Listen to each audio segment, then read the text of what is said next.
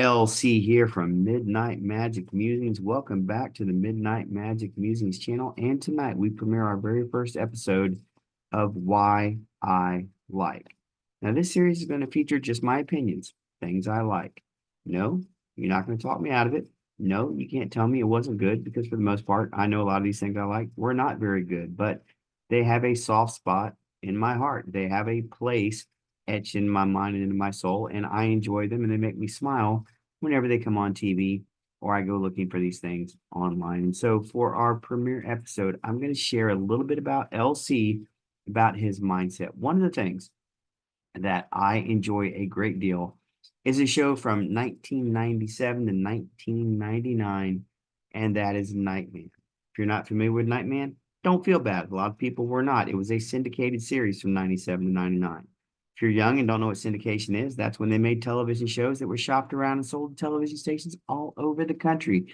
They would air at odd times of the day, Monday through Saturday, and then sometimes on Sunday nights. For example, where I live in Florida, we saw Nightman at like 10 o'clock on a Sunday night on what was our first WB channel ever. So it was syndicated there. It starred Matt McComb, who had made his name in Hollywood being a stunt person. He made a few movies here and there, all B and C level flicks, but he was the title character of Nightman, who was played by Matt McComb. He was supposed to be Johnny Domino, one of San Francisco's hottest young jazz musicians, is the tag in the intro to the show. He gets struck by lightning, and all of a sudden, he can hear the thoughts of evil. He's tuned to the frequency of evil. He runs into another character who would be his sidekick, his second, Raleigh Jordan, who's got a superhero suit or super soldiers that he wears. Obviously, you can see he's got the blinky eye up there.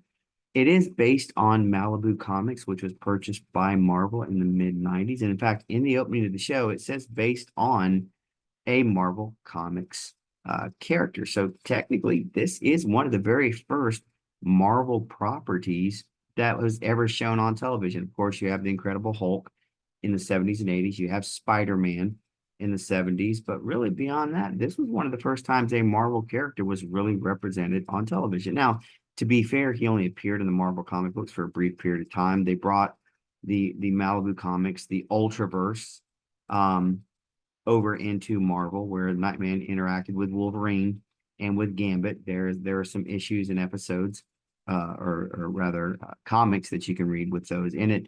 They made a TV series based off of it. It really wasn't based in the Marvel series. They had wink, wink, nudge, nudge jokes. You had a joke about Spider-Man in it.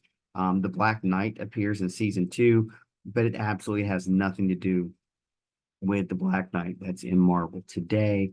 A lot of guest stars that were popular in the 60s, 70s, and 80s showed up. Little Richard, the musician. You had Taylor Dane, who was his girlfriend in the first episode. You had a future president, Donald Trump, actually makes an appearance in the first season.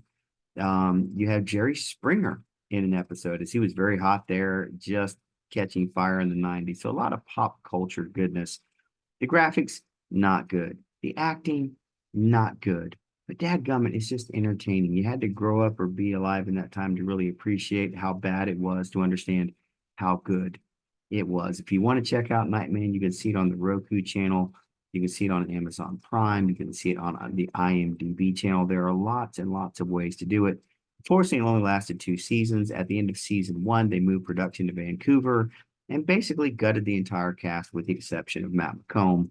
They recast his sidekick, Raleigh Jordan, but they basically wrote everyone else out or killed that character off. In that case, that would be his father, Frank, in the very first episode.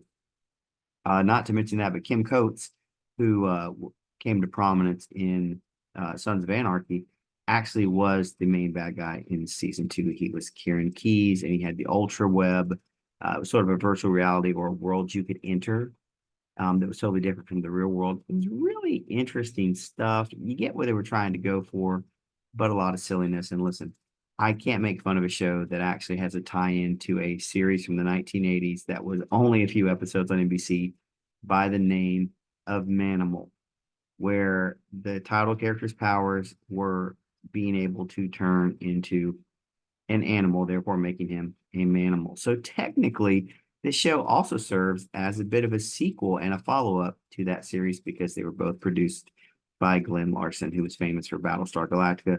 Buck Rogers, and so many other shows in the 70s and 1980s. Well, that's just a little bit of why I love Nightman. I look forward to hearing your comments and your feedback on that. Again, reach out to us here on the Midnight Magic Musings channel. But that brings us to a conclusion. Stay tuned for our next episode of Why I Like or Why I Love. But this has been Why I Like, Why I Love Nightman. We will see you next time right here on the Midnight Magic Musings channel. So long, everybody.